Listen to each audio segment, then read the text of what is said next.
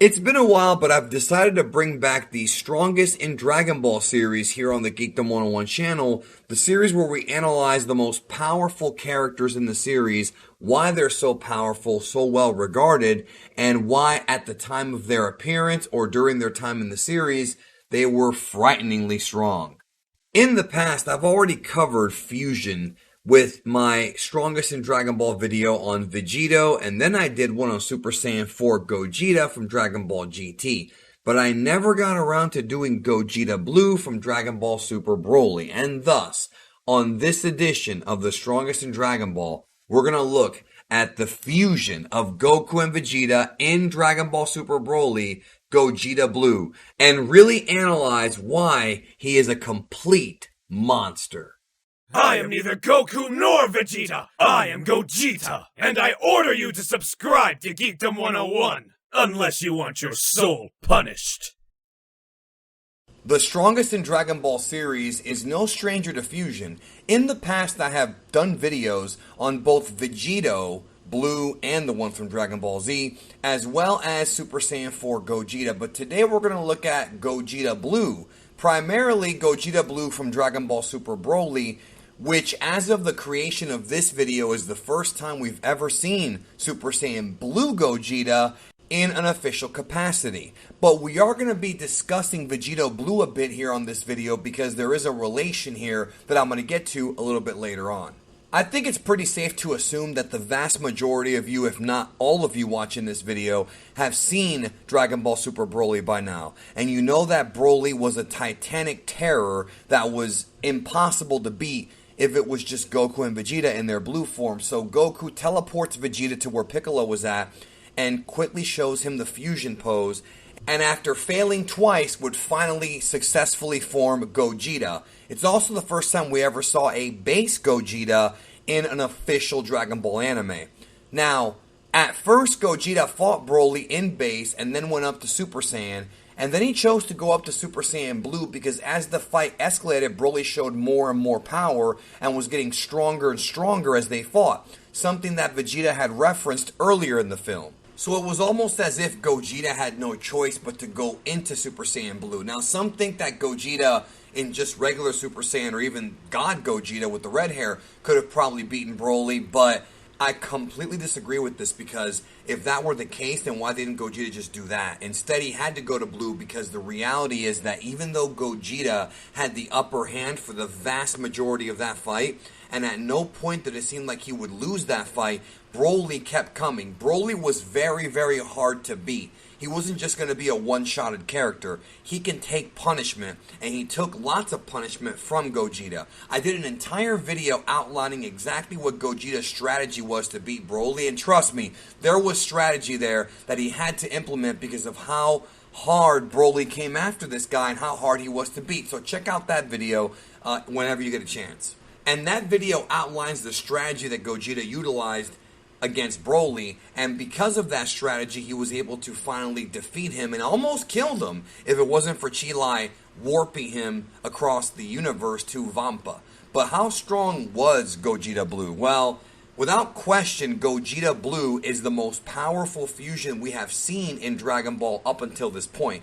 Obviously, in the future, we may see an Ultra Instinct version of Gogeta or Vegito, but at this point, Gogeta Blue towers over Kefla, Gotenks absolutely certainly, and yes, he is more powerful than Merge Zamasu, the one that Vegito fought in Dragon Ball Super episode 66. But the big question, of course, is, well, what about Vegito Blue? Well, the thing you have to understand is that when we saw Vegito Blue in Dragon Ball Super, when we saw him fight Merge Zamasu, it was a fusion of Goku and Vegeta. And as you know, whether you're talking about Potara fusion or even Metamoran fusion, it is quantifiable depending on the power of the individual users. So if Krillin and Yamcha were to fuse, yeah, the fusion would be strong, but it wouldn't be anywhere near as strong as any of these Saiyans we're talking about, right? Because the original users aren't that strong. You have to remember that Goku and Vegeta in the Broly movie were several leaps and bounds above the Goku and Vegeta from the Trunks arc. Yes, they trained hard all throughout Dragon Ball Super, but after the Tournament of Power, Goku had his body exposed to Ultra Instinct and tons of training, got beat up, learned a lot about fighting, trained more with Whis. Vegeta obviously tapped into Blue Evolution, tapped into possibly more Zenkai, and so both of these guys were at their absolute strongest up until that point. Goku and Vegeta have continued to get stronger. But of course the question is, well, what if they do Vegito Blue now? That is the question. What if they did Vegito in the Broly movie and not Gogeta? Well, originally, in the original manga, it was implied by the old Supreme Kai that Potara Fusion was better than Metamoran Fusion. Not only did it have no time limit, and that would be, of course, before the Dragon Ball Super retcon, but it also produced better results. And so for a long time, many of us in the community, including myself, just thought that Vegito was stronger than Gogeta because of what he said and because of how well the Potara Fusion performed.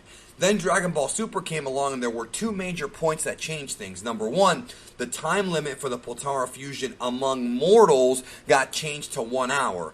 That was a complete retroactive continuity moment. There's no way to slice it.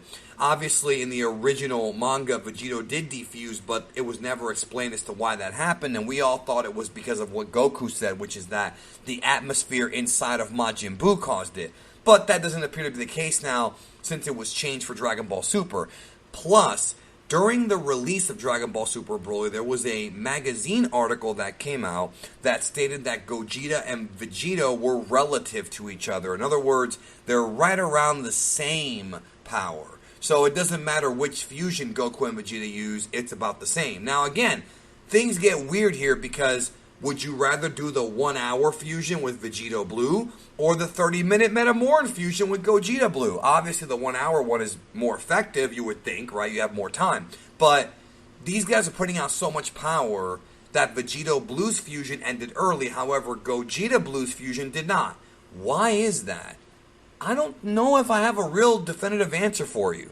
But the only thing that makes sense is that maybe the fight with Gogeta and Broly was going on at literally 10 times the speed that we were able to see it with our eyes, and due to cinematic timing, it was slowed down for us to watch. That makes the most sense because these characters are way beyond the speed of light at this point. However, that is up for debate. I'm not going to die on that hill because we don't really know specifically how fast that fight was. What we do know, though, based on the most elementary of power scaling, is that Gogeta Blue was putting out a lot more power in his fight with Broly than Vegito was. Way more. So you would think they would have unfused faster, but that didn't happen. Obviously, the real reason, the meta reason, is because they wanted to have Gogeta Blue beat Broly and they didn't want to write themselves to a corner by having Gogeta unfuse. But what is the in-universe reason? The only thing that makes sense to me is that Gogeta Blue had a much greater ki control than Broly and was able to, and I think this makes sense when you watch the film, was able to retime his energy into each shot that he hit Broly with. So as he was fighting, he wasn't outputting a lot of energy until the time came to strike. They've talked about this in the manga and in other portions of Dragon Ball throughout the years. And I think that Gogeta Blue, because at that time, we're talking about a much stronger and smarter combination of Goku and Vegeta, were able to output energy in a much smarter and more intelligent way. One aspect of this that was not covered by a lot of us is from the Dragon Ball Super Broly novel that came out in Japan. This is a novel, not a manga. It's all just text. And in that novel, it pretty much stated that Gogeta Blue did show a hint of his true power. So that should not only tell you how strong Broly was, but it should tell you that Gogeta Blue here was not playing around. And obviously when it comes to what he can do, I mean, if you just do very simple scaling going back to Z, specifically when Buu is fighting Vegito and we see Buu pretty much crack the fabric of space-time, and Vegeta was able to punch through that barrier and knock him down. I covered this in my Vegito Strongest in Dragon Ball video from a few years ago. Well, that feat in itself was elevated tenfold in Dragon Ball Super Broly as we literally witnessed Gogeta and Broly's fight shatter the dimensional fabric of space-time. They go into this strange void that some have theorized is actually Hit's alternate dimension he goes into when he does the time skip, but we can't confirm that. It just has similar colors. And we witness them battling beyond what we perceive as Universe 7. We haven't quite seen a feat like that in Dragon Ball Super. The closest we've come is some of the stuff that UI Goku was doing against Jiren, but not quite to this degree. It's certainly not during the fight between Vegito Blue and Zamasu. But either way, we know Vegito Blue is stronger than Vegito from Dragon Ball Z. So, to me, it's not that difficult to understand that Goku and Vegeta will continue to improve in power, and because of that, their fusions will elevate along with them. So if we ever see Gogeta or Vegito again in the future, if we ever see them again,